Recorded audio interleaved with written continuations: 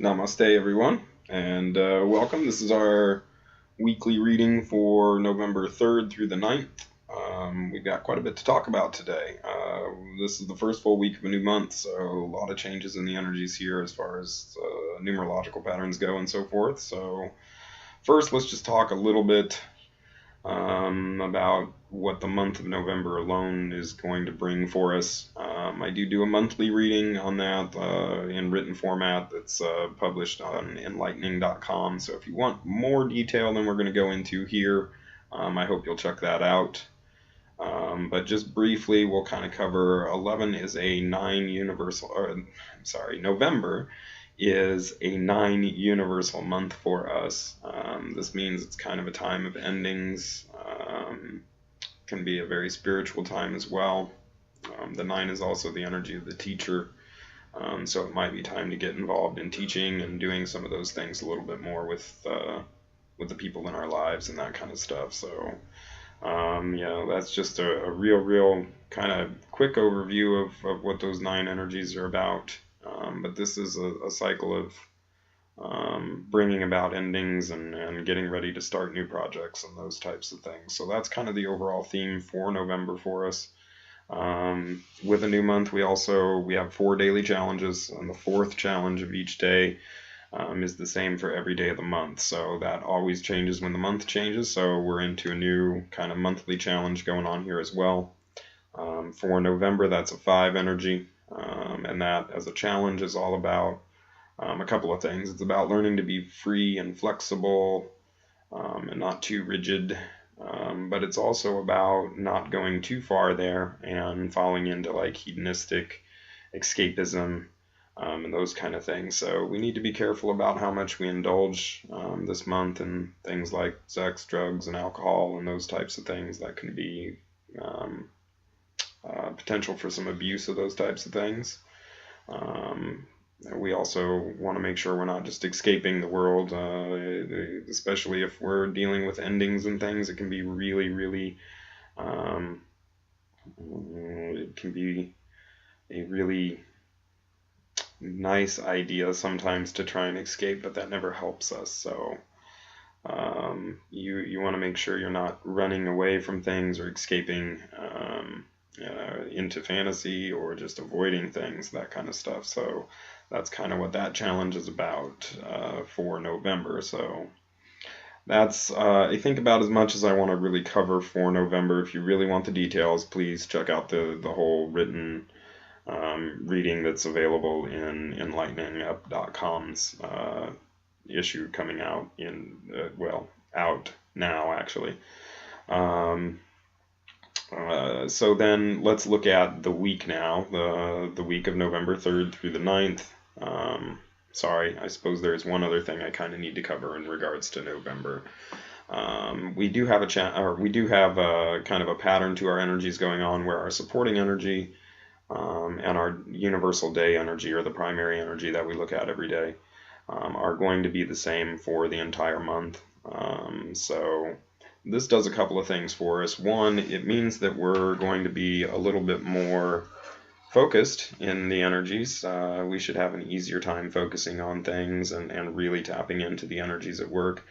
But this can also kind of amplify shadow expressions and those types of things. So we need to be very careful that we're not getting into the shadow expressions on the energies that we run into. It'll be kind of finding a balance this whole month. So we have that going on all month long. So that'll be kind of important as we start talking about the week, is why I wanted to hit on that first.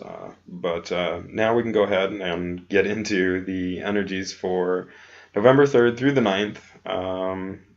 This week, kind of for the first half of the week, is kind of a little more worldly.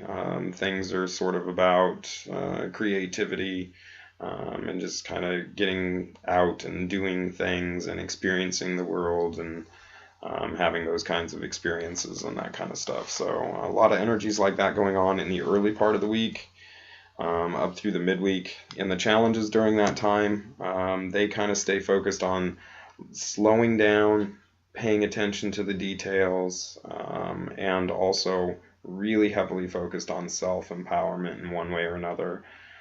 This means we need to stop giving our power away to others and to external sources, and kind of give up the need to be validated, and not do a bunch of approval seeking from other people and those types of things. This also means that we need to be careful about how we talk to ourselves and let go of some of the more self-recriminating type of things that we do. It's really about learning that you are perfect even in your flaws, and that those are an expression of the divine perfection as well. So don't sit and pick at all the little failings that you think that you have and those types of things. It's also, there's another challenge that is kind of along the same themes as well.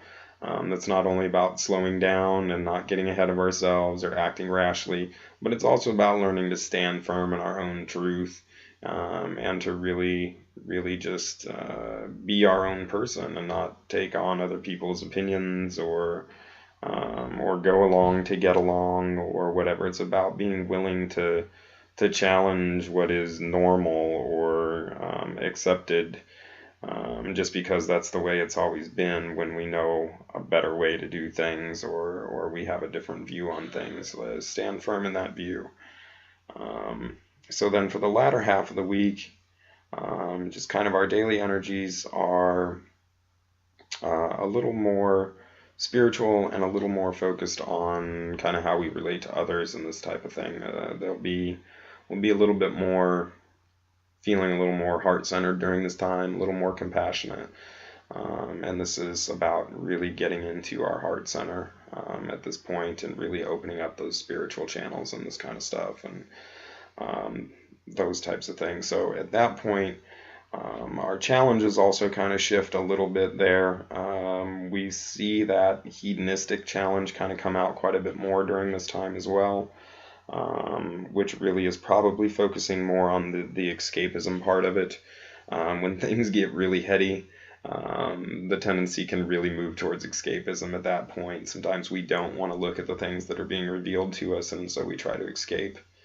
And this is trying to tell us that that's not maybe the wisest choice to make during this time. So don't be afraid to face what comes up. There's nowhere to go but up. There's only learning here, so there's nothing to fear by any means.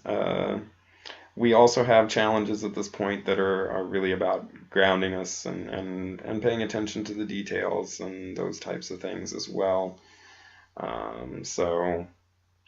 They also focus on getting out of our head and paying attention to how we really are interacting with others, giving up our judgments, and all of those types of things that go along with that. So that's kind of what we'll be working out there towards the end of the week, is really, really focusing on making sure we're interacting with others in a healthy and loving way, and we're not falling into judgment and those types of things, and that we're really just kind of getting into the spiritual energies that are coming in and embracing those. So that's a quick look at the week for us. Of course, I always do the detailed daily readings, which are available on Facebook.